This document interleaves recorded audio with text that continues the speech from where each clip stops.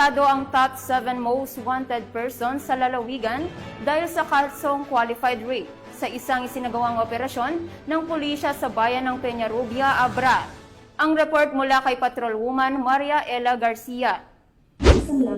Ang rank 7 provincial level top most wanted person arestado sa 6 na kasong qualified rape ng isang menor de edad dakong alas 5 ng hapon sa barangay Dumayco, Peñarubia, Abra nito lamang Hunyo taong kasalukuyan.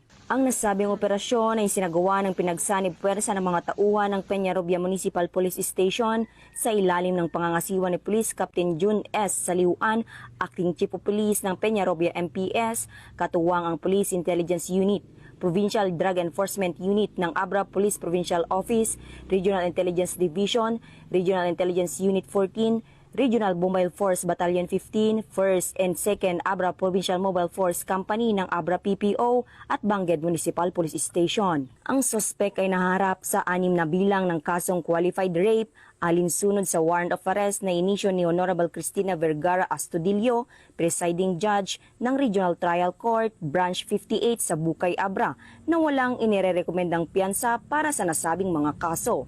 Ayon sa pamunuan ng Peñarubia PNP, ang matagumpay na pag-aresto ay bahagi ng patuloy na kampanya ng pambansang pulisya laban sa mga kriminal na may mamibigat na kasalanan, partikular na ang mga sangkot sa karahasan laban sa kabataan, upang matiyak ang hustisya para sa mga biktima ng karahasan.